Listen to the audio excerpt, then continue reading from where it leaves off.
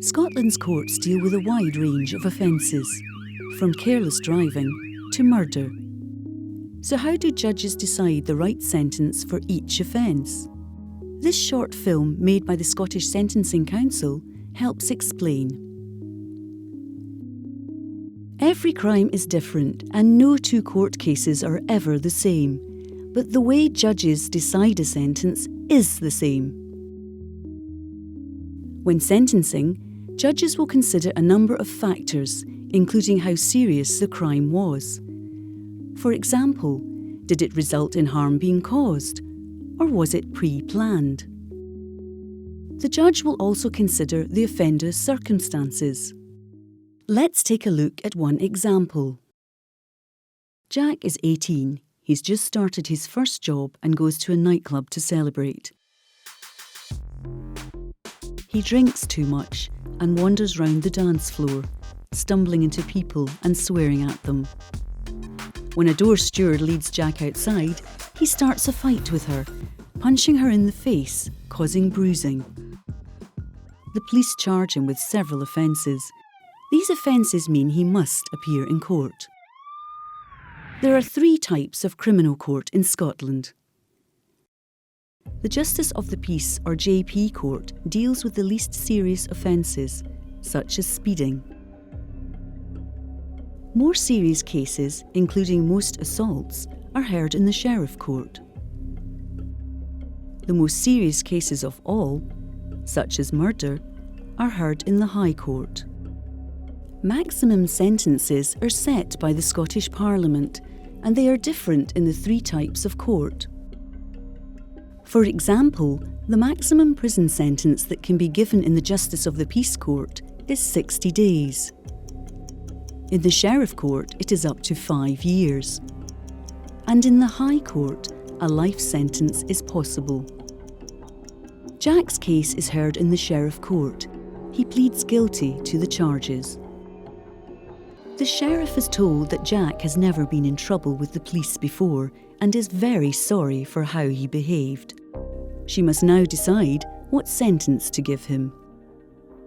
So what sort of things might she consider? When Jack punched the door steward, he left her with bruising to her face. He caused an injury. The more serious the injury, the more serious the crime. And in most cases, the more serious the crime, the more severe the sentence. While what Jack did is serious, there are things that would have made the offence even more serious, such as if he had attacked a vulnerable person, or if he had committed similar crimes before. Other factors can make a sentence less severe. Jack pled guilty. He admitted the crime as soon as he could. This will spare his victim and other witnesses from having to give evidence at a trial and save the court time and money. Jack is also sorry for the harm he caused.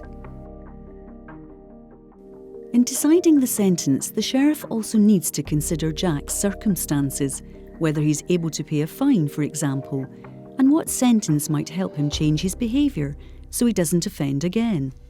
This will save someone else becoming his victim in the future.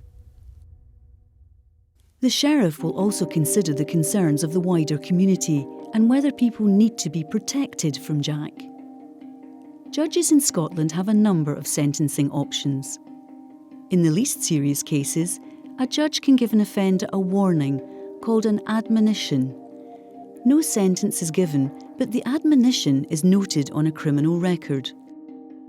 The judge can also fine the offender, ordering them to pay money to the court. Another option is to order the offender to do certain things to pay back to the community. Community payback orders can involve unpaid work like gardening tasks in public parks, supervision, working with a social worker to change offending behaviour, or treatment for alcohol or drug addiction.